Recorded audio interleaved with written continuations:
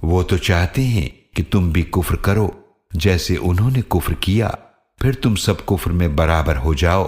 तो उनमें से किसी को दोस्त मत बनाओ जब तक वो अल्लाह की राह में हिजरत न करें।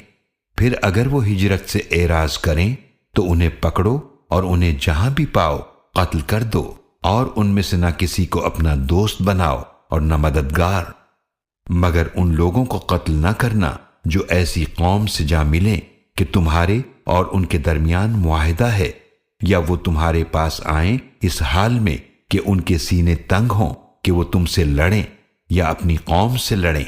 और अगर अल्लाह चाहता तो यकीनन उन्हें तुम पर मुसल्लत कर देता, तो वो जरूर तुमसे लड़ते।